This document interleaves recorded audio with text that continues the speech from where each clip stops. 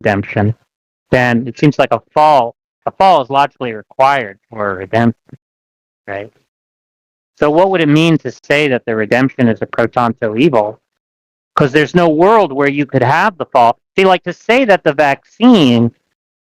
pain of the vaccine is a pro tanto evil, right? The idea is that there's this other possible world where you have the vaccine without the fall. But there's no possible world where you have the redemption without the fall, right? See what I'm getting at? It's kind of like imagining. I mean, I understand the word you're using, but like conceptually, to imagine this idea that there has to be a fall in order to redeem. Well, just think particularly about the redemption only applies to a small percentage.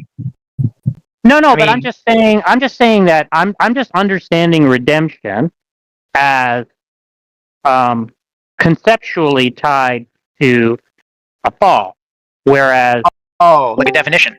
A redemption has to follow. Built into the concept. Yeah, there's no possible world where there's a redemption without a fall, at least in this sense of redemption. That makes sense. There's no possible world. Yeah. I can. Whereas you could have a vaccine, without a pain. Yeah. You could have administration of a vaccine without the pain of a shot. So there's no conceptual tie, right? The tie is just based on the level of our technology, right? Like we might not actually have a way to administer vaccines without causing the pain of a shot, right? At some moment in our history, right? But that doesn't mean that the very idea of administering a vaccine logically requires the causing of the pain of a shot, right? So that's the distinction I'm drawing. I actually haven't finished where I'm going with this, but I need to pause because my food has arrived and I don't want to bother you with my chewing. So I'll listen to your order. Jack A. Now the one in the back, please. The large Coke. That's me. Thank you. Thank you, Jack. So when I finish this bagel, if you're still here, we can take off where we left off. I'll pick up where I left off. Yeah, I can understand that. I mean, it seems just sort of a definitional semantic, really. You're just saying that a redemption has to follow a fall by definition. But yeah, I get it. I think I follow so far. Yeah. Well, maybe I'll just talk through the chewing, and you tell me if the chewing is going on. Okay, go ahead. I actually don't mind when people talk when they're chewing, but some people are very sensitive to it. So the idea is, right, I'm understanding the good and the ought and the right to be basically interchangeable notions here. So what I'm trying to get at is the idea that the good is an action guiding concept. Right? Like if we're understanding good in the sense of what ought to be done, that means that for something to be good or be bad has implications for action. Right? So when we say that the causing of the pain is bad, but nonetheless it ought to be done, we're saying in a world where we can avoid the pain, we should. That would be the moral or rational thing to do. Right? Yeah. But you can't do that. You can't do redemption without the fall in that sense. Yeah. I see that. Right. So the point I'm trying to make is it can't be the case that God thinks the fall is undesirable. Because to say that the pain of the vaccine is undesirable is just to say that under conditions where you could get the administration of the vaccine without the pain, that is what would be preferred. But there's no way, it doesn't make sense to say under conditions where you could get the redemption without the fall, that's to be preferred, because there is no such world. It's not logically possible. It's like saying God would prefer, let's say God doesn't like that doesn't like, he likes three-sidedness, but he doesn't like triangularity. So God couldn't desire, it wouldn't make sense to say, well, God desires the triangles, or he desires three-sided closed figures, that two-dimensional closed figures that are not triangular but are nonetheless three-sided, right? Because you can't have triangles. You can't have three-sided closed figures that are not triangular. Mm-hmm. Right? So, what I'm saying is, when Johnny says God hates the sin, right,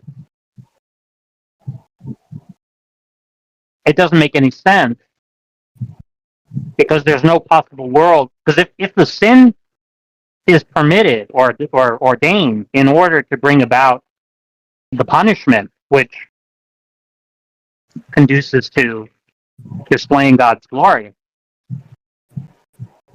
then what sense does it make to say that God hates the sin? It's God hates triangles, but he likes three-sided polygons. Yeah, it's not. Now, I think there's a kind of response they can make, which tries to rescue the intuition, at least. The response that they can make is something like, well, a fall without a redemption is a bad thing. It's only falls with redemptions that are good things, right?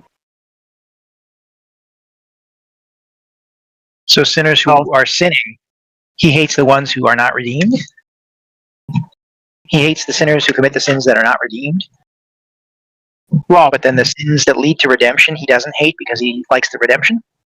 Well, I mean, all I'm saying is, you might say when you hate something that, like, let's say I wasn't God, right? But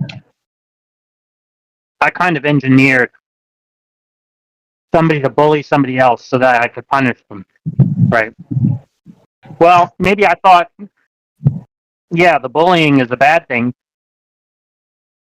and all else equal, I would oppose bullying, but because it makes possible this glorious punishment, right? It's actually, and all things considered, good to have the bullying take place, because then I get to administer this punishment, which is really great. Now, that means that, for me, when there's bullying without punishment, it's just it's just all things considered bad, right? That's coherent, right?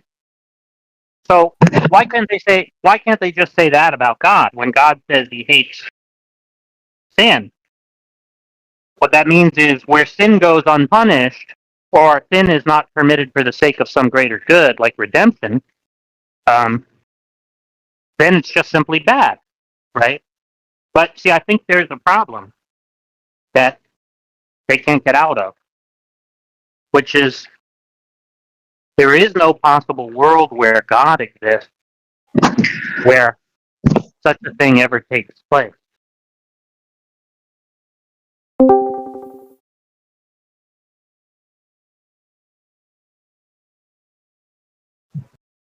Did you cut out, Jack? I hope not. I said, I think the problem is, there is no possible world where God exists where such a thing takes place. Modality. Well, whatever modality it is that sets the world where God exists. What? No, I mean like the modal scope.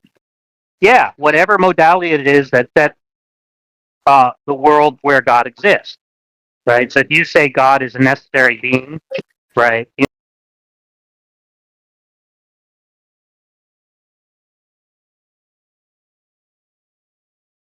Would have to bring about such a world.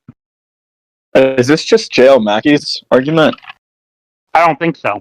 But it's a kind of descendant of it. Sounds similar.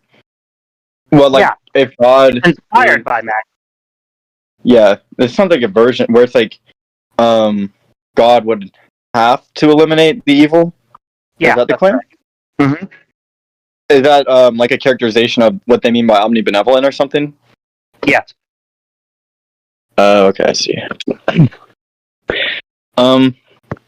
I think I was looking at that the other day. I can't remember how theists usually respond to that. Well, maybe they could like downgrade their God, but usually they don't want to do that. Well, if they downgrade their God, that's fine. Then they're just giving up on one of the properties that generate contradiction, right? I'm just saying that if you really do have these full blown notions of the of God, such that He has these like full blown version of these properties, then evil, if it's understood in a normative way, is just going to entail a contradiction if it exists. A contradiction with God's existence, if it exists. But yeah, they can resist the argument by saying, well, when I say God is omnipotent, I don't really mean this robot, idea. But when I say he's omnibenevolent, I don't really mean this robot idea.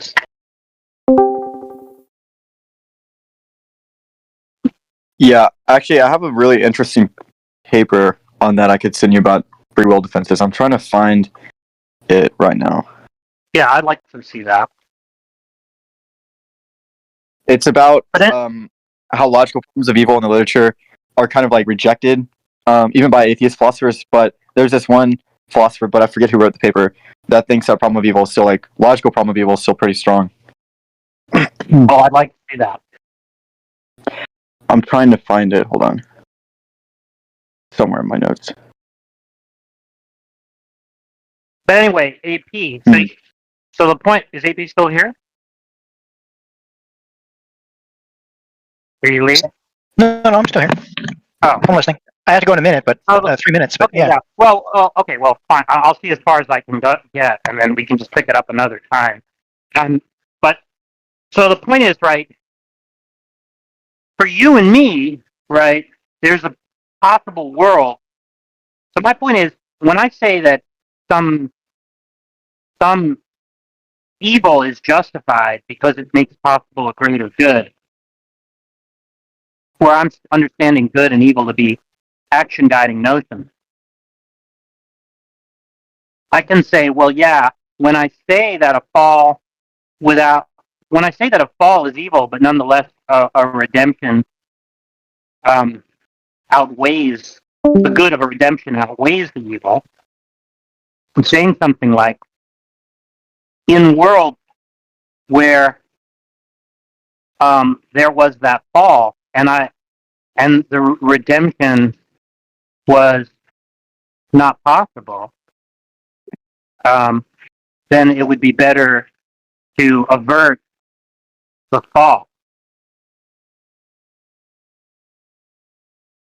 I would have a reason to avert the fall in a world where the redemption wasn't possible, right? So in that sense, it's action guiding, right? In that sense, there's an action guiding concept at play with when I say that the fall is evil. I'm saying that in a world where the same fall could happen, right, but no redemption would ensue upon it, I have a reason, right, to block the obtaining of that fall, right? You see what I'm saying? I'm not sure that's necessarily a problem. Yeah, I mean, I see that it follows, but I do. Now, my point is that for God, it's never like that. There is no possible world where God exists where a fall could obtain without a redemption.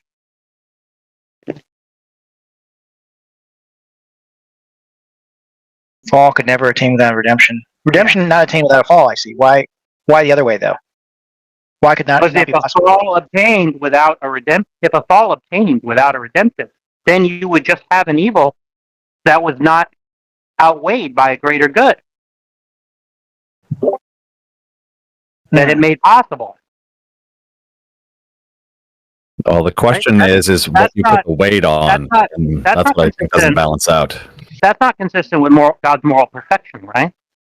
And is omnipotent Yeah. conjointly, right? The whole point is to say, well, when God permits a so-called evil, it's because it makes possible greater good. I think I have an issue with that, but I got to run, Jack. But when I come back later, maybe I can take it up with you because I think there's something about that I got to think about it. I think there's something about that doesn't connect. Yeah. But Well, in any case, I haven't laid through a couple of little pieces of this.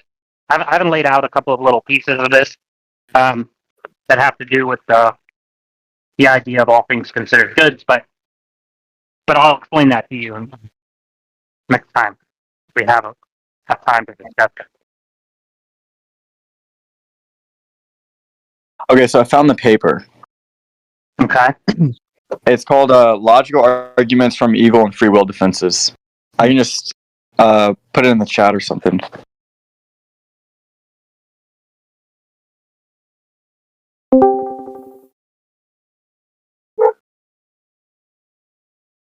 But there seems to be maybe a plausible response to J.L. Mackey's argument from evil, which is that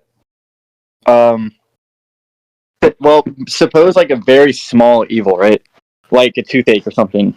Suppose that like there's some reason, like God doesn't just have to bring about no evil, right? He has to sort of like balance out good and evil, if that makes sense. So if there's well, some what reason, I'm saying is, yeah, but what I'm saying is, there aren't even pro tanto evils. The argument I'm giving is that there aren't even pro tanto evils on worlds where God exists. oh yeah, I think I remember this. Yeah, well, if it's kind of modified, then yeah, maybe you can do that, and then it's fine. The evil just doesn't exist for them or something. Yeah, that's right.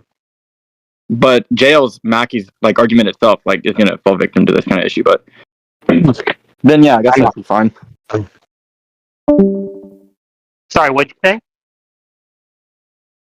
Did you say that's I fine? said J.L. Mackey's argument itself would fall victim to this kind of critique, but maybe your argument would be fine. Yeah, I think, my argument. Yeah, I think we discussed this, and you said it was something to do with categorical norms or something, right? Oh, yeah, because I was talking about kind of like if you took a relativist view, maybe there'd be a way. Yeah, if you took a relativist view, maybe there's a way to try to resist this.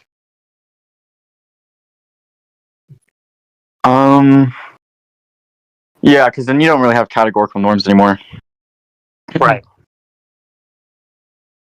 Yeah, that's the paper. The person that posted it in the chat, Silas. Yeah, that's the paper I read. All right, well, I'll try to It's pretty get that good. link in a minute. Yeah, I should probably read that entire book. Is that book entirely on? Oh wait, no, it's not a book, is it? Just a quick reminder. It's over. Oh,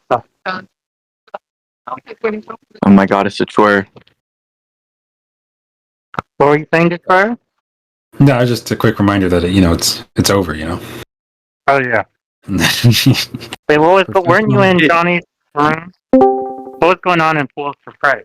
This is bullshit. Oh, I have not. I think I was definitely there for a while. I have not been listening. But before it was Johnny and Alex Siebert talking for some reason. No way, Alexi?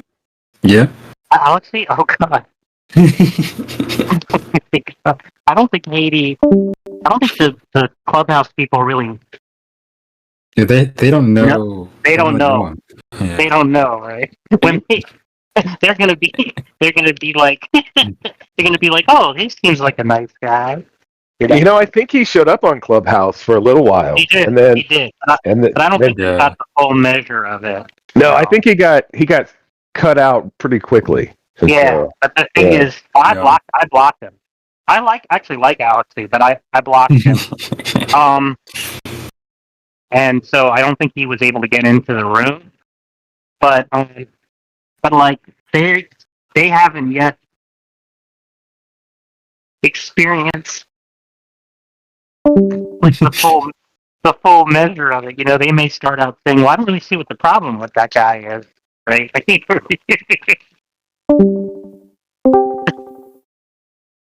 They got to see the full manic mode where Yeah, he's exactly. right, got some room to actually do more than trot.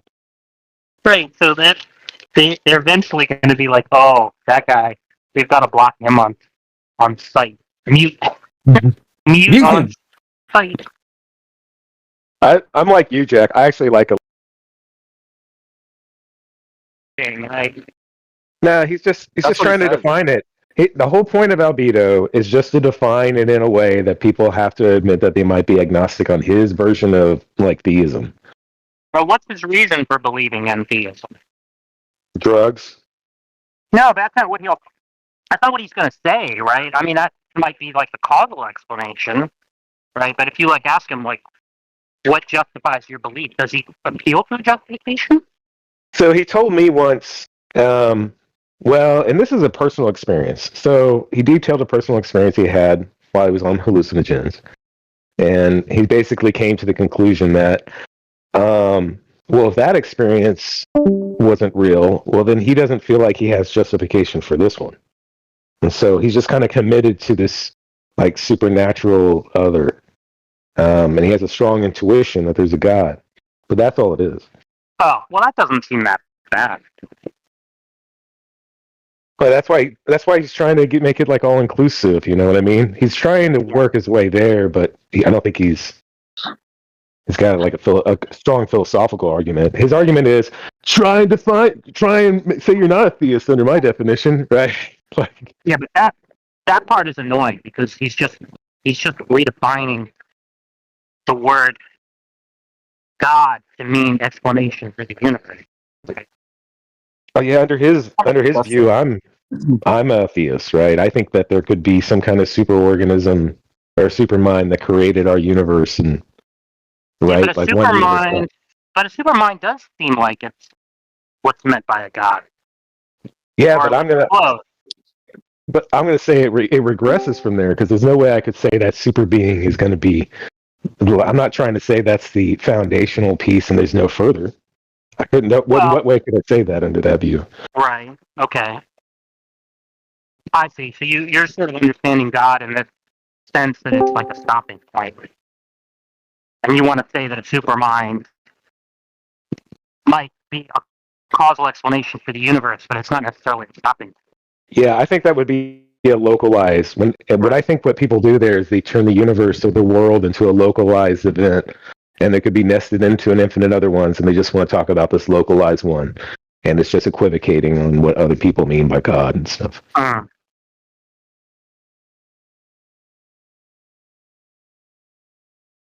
mean, are you agnostic to like whether or not we're in a simulation, which would just be the same kind of thing of there being some super being mind that's generating the world? I'm kind of I'm agnostic about that, but I think it's still going to be because I think that they're going to have the same problem. It's just a nest piece. It doesn't stop the regress, which is what they claim it does.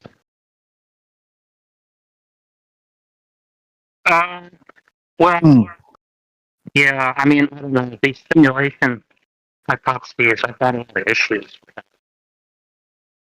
Real quick, for albedo's kind of explanation thing, we kind of discussed it, and there's a couple funny things you can do. Like, you can say, well, if God's identical to an explanation, then it seems like there's going to be multiple gods, right? Because there's multiple explanations that we can see. Like multiple explanations you can get for multiple different things. So then you're going to have multiple gods, and you're going to be left with polytheism. And then it seems like if you're going to experience God or see God in some way, then God's going to need an explanation too, right? Under his account.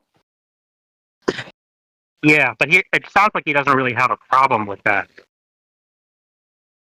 Oh, yeah, I just thought it was funny, but I mean, like, I kind of just said that like if he can define God as like a potato or something, right? But if it's not capturing anyone's meaning, then it's just like it doesn't matter, right? You just kind of assign like this word that usually means something else to mean something totally different, and you're equivocating, right? Of course. Yeah, and he didn't really have a response to that. He was like, he gave something weird, but I don't really remember that much.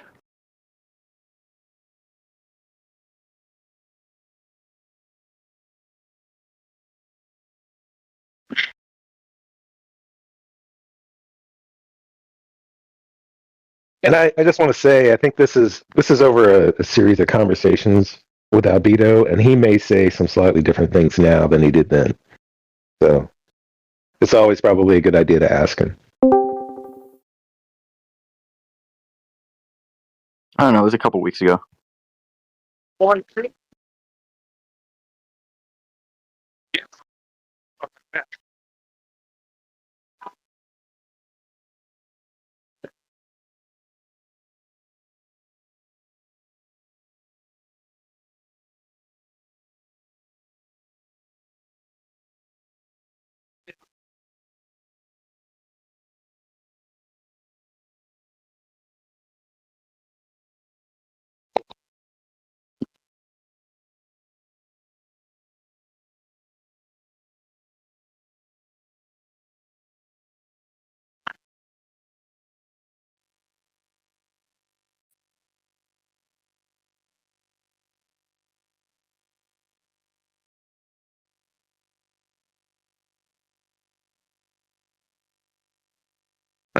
Do you think, just as a pattern, and this may just be Discord and online social media kind of trollish people, do you think the Calvinists seem to attract people that have like a really strong in-group, out-group complex? Like they're almost looking for groups of people to feel justified in saying they're the out-group?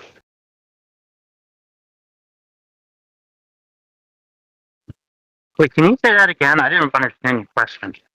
Well, let me say it a different way a little bit. Just thinking that when I'm thinking about like Johnny Haas and like John Lee and some of these other Calvinists and things online, like Johnny strikes me as the kind of guy that went from one out group discrimination to another, right? Like he used to go by Johnny Rebel and have all this kind of racist thing. So I think probably he had some inclinations because of the culture he grew up in, right, when he was younger. And at some point, he dropped those and shifted to like the atheist. You know what I mean? And instead of having to like in that, he just kind of gets to redirect it. It's just a psychological question. Hmm.